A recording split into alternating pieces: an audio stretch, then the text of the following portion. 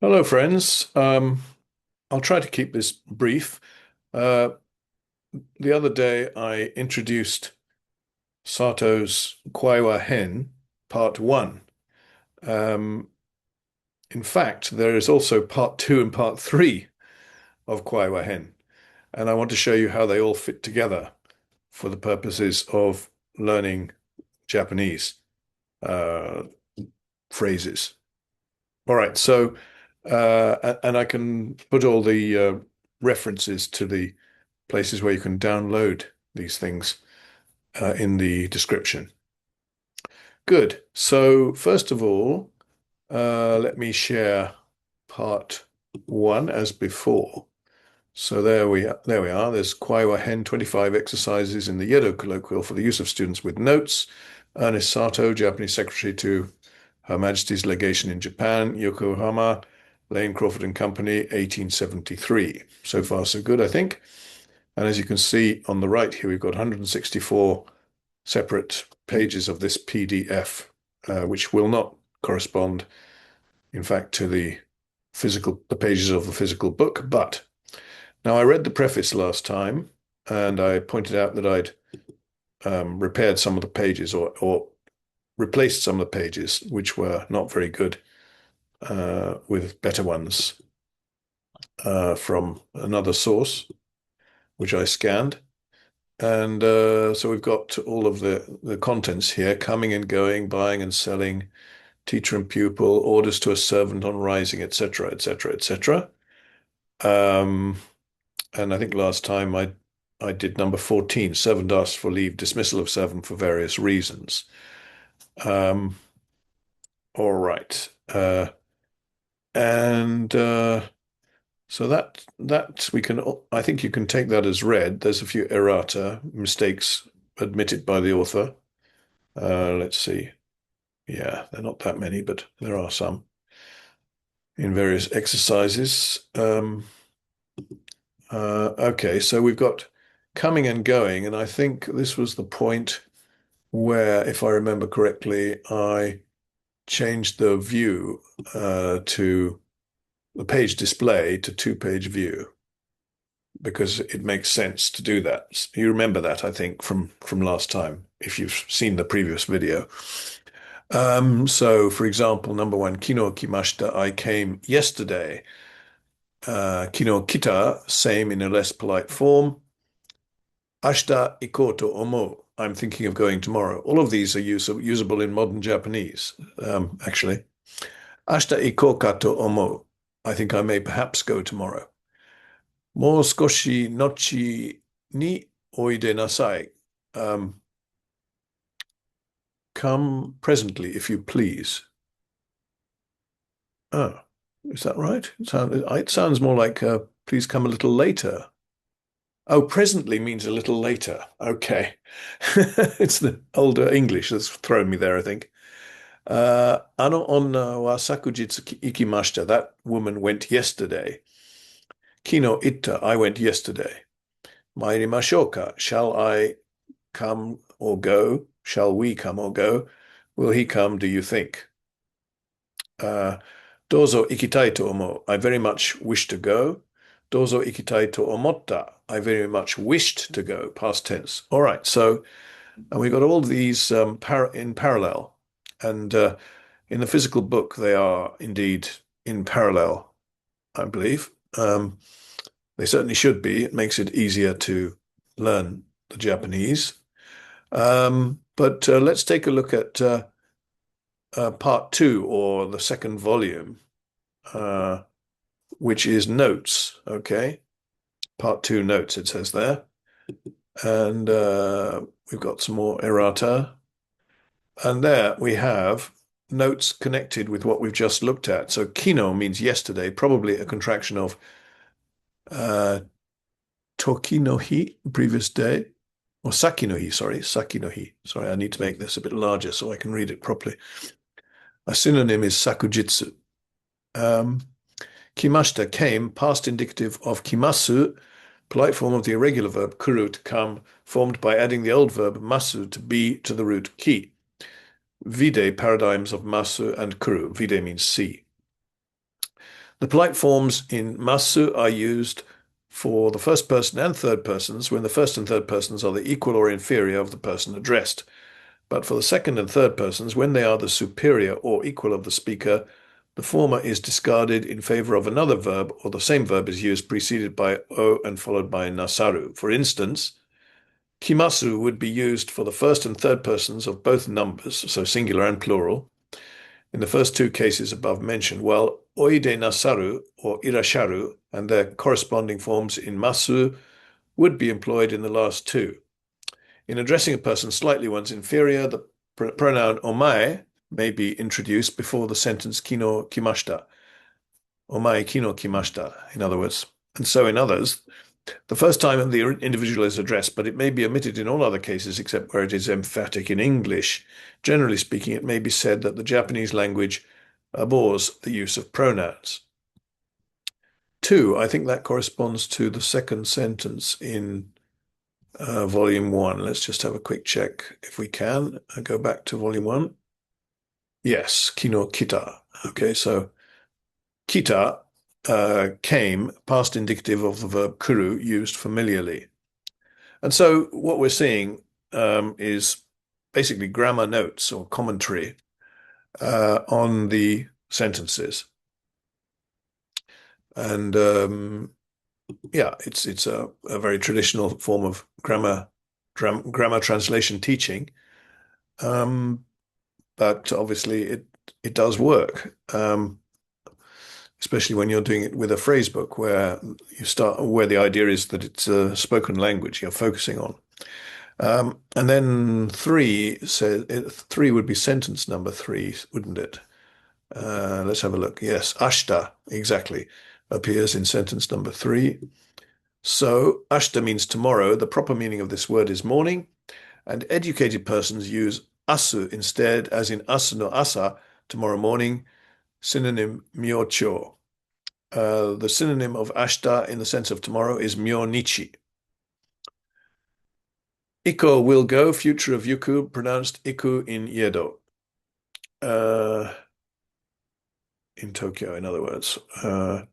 To, equivalent to the English conjunction that. Strictly speaking, it is a particle denoting that the word or phrase preceding it is the object of thought or speech. Omo, written OMOFU, well, that was Sato's particular romanization. We don't write it like that these days. We would write it OMOU nowadays.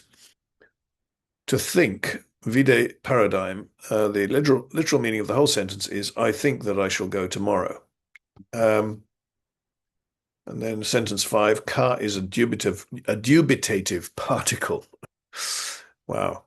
At the end of a sentence, it has the force of the note of interrogation. It here signifies that the speaker is not sure whether he will go or not. Literally, I think, shall I go? So let's take a look at sentence number 5. 4, is it? Sorry, sentence 4. Ashita iko ka to omou. I think I may perhaps go tomorrow. So the ka gives this sense of doubt. And so on and so forth. So I'm not going to go through all of the notes, but you get the idea, I think. And if you were to download all 3 parts of KUAIWA HEN, you could actually go through it in this way yourself. So let's take a look at volume 3 and see what we've got in volume 3. Japanese text, okay, and it's divided into 2 parts, exercises 1 to 14, and then 15 to 25. I don't know why, but it is. And this is the bit I scanned from the book that I have. And let's take a look at it. Don't be afraid. Don't be too afraid anyway. Yeah, this is hiragana. This is hiragana. Oyobi. What? Oh, I can't read that. Let's make it bigger. Hiragana. Narabini. Is that? Katakana. Yes. Hiragana and katakana by the look of it. Yes. So, yeah, at the very top, we've got I can recognize katakana on the top line. Iroha ni hohe to chiri. And below that, it looks fairly hiragana-ish. So iroha again on the second line is hiragana of the same sounds. Ni, ho, he, to, chi, ri, and so on. What's going on after that? I'm not quite sure myself. But still, these are just charts for reference of. I say just charts for reference. They are important, of course. And they appear to be handwritten, as far as I can tell. Would you not say they're handwritten? And probably handwritten by Sato, as far as I know. He did study quite deeply how to write Japanese and the cursive script and so on. Now, after we got through those various charts, this is the actual start of the book. So, chapter 1 is Dai Issho. It's this part here, if you can see my cursor. And then this part is KUAIWA HEN. What the bit above that says, it says, what's Haru, Aki?